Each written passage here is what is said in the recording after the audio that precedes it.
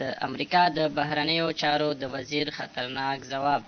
وروسته له هغه چې د امریکا د حکومت له لورې اشرف غني ته د موقت حکومت طرحه وړاندې شوه، نو پسې سمدلاسه د دې هېواد د بهرنیو چارو د وزیر لیک راغی. که زموږ چینل مو نوي سبسکرایب کړئ، چینل سبسکرایب او ترڅنګ یې د ګومړي نشان ووهئ. په دې لیک کې په اصل کې تاکید شوی و چې ولسمشر غني باید د موقت حکومت طرحه ومني. وروسته له هغه لیک افشا شو او رسنیو ته راووت.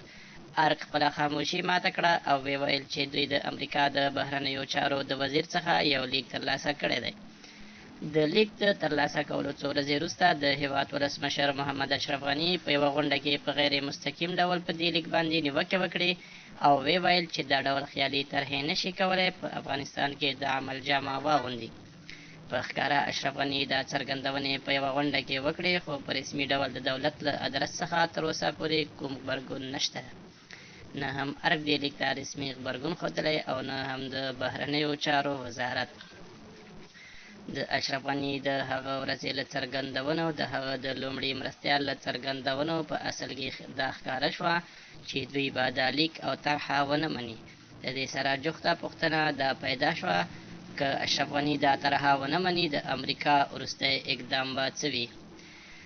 دې پوښتنې ته په اصل کې د همدې لیک په یوه برخه کې ځواب لیکل شوی دی. د امریکا د بهرنیو چارو وزیر د لیک په یوه برخه کې لیکلی دی که چېرته اشرف غني د سولې په وړاندې د دوی له هڅو ملاتړ ونه کړي او د حامد کرزي سره چې د موقت حکومت ملاتړ کوي مشوره او جوړښت ونه کړي، نو افغانستان به بیا د نجیب دورې د خطر سره مخ شي.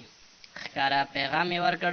په اصل کې دا ولسمشر غني ته یو ښکاره پیغام و چې د امریکا ورکړو. په عامه ژبه کې امریکا غني ته وویل که چیرې دا طرحه ونه مني، نو د هغه او حکومت سرنوشت به یې هم د ډاکټر نجیب په شان وي.